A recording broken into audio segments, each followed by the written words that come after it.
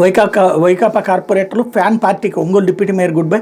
జనసేనలోకి ఆహ్వానించిన పవన్ కళ్యాణ్. ఒంగోలు తిరుపతి నగరపాలక సంస్థలకు చెందిన 25 మంది వైకాపా కార్పొరేటర్లతో పాటు ఒంగోలు డిప్యూటీ మేయర్ జనసేనలో చేరారు.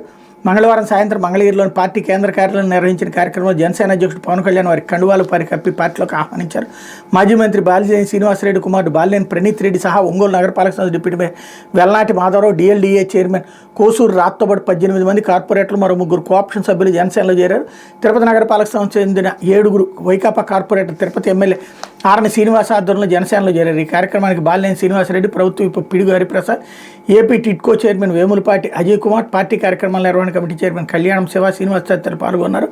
వచ్చే నెల 14న పిఠాపురంలో నిర్వహించే జనసేన ఆవిర్భావ సభను దిగ్విజయంగా నిర్వహించేందుకు ఉమ్మడి తూర్పుగోదావరి జిల్లాలో 19 అసెంబ్లీ నియోజకవర్గాల్లో పార్టీ సమన్వయకర్తలు నియమించింది. వీర మహిళలు, క్రియాశీలక సభ్యులు, జన సైనికులతో వీళ్ళు కార్యాచరణ సమావేశాలు నిర్వహించబోతున్నారు. తెలంగాణ నుంచి హాజరయ్యే పార్టీ నేతలు, శ్రేణులు, వీర మహిళలను సమన్వయం చేసేందుకు 14 మందితో కమిటీని ఏర్పాటు చేసినట్టు జనసేన ప్రకటించింది అన్నటువంటి వార్తనే హైలైట్ చేశారు.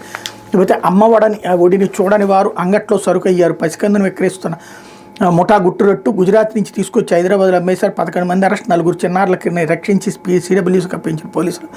అమ్మ కడుపు నుంచి బయటకు వచ్చి రోజులు కూడా కాలేదు. ఆ పసికందులు అంగడి సరుకు అయ్యారు. తల్లి ఓడిలో పెరగాల్సిన ఆ చిన్నారులు ఏకంగా రాష్ట్రాలు దాటించి దళారులు అమ్మేస్తున్నారు. 4-5 రోజులు వయసు కూడా నిండిన పిల్లలను గుజరాత్ నుంచి రైళ్లలో తీసుకొచ్చి హైదరాబాద్లో విక్రయిస్తున్న ముఠా గుట్టును రాజకొండ పోలీసులు రెడీ చేశారు. పిల్లల్ని విక్రయించడంలో దళారులుగా వ్యవహరించిన 6 కొనుగోలు చేసిన 5 మొత్తం 11 మందిని అరెస్ట్ చేశారు. అక్రమంగా తరలించిన 4 చిన్నారులు, 3 తెలంగాణలో, 1 ఏపీలో విక్రయించినట్టు గుర్తించారు. ముఠాలోని కీలక సూత్రధారి, ఒక సహాయకుడు పరారీలో ఉన్నారు. పోలీసులు 4 చిన్నారులను రక్షించి రంగారెడ్డి జిల్లా సిడబ్ల్యూసీ అధికారులకు అప్పగించారన్నటువంటి వార్తని హైలైట్ చేశారు.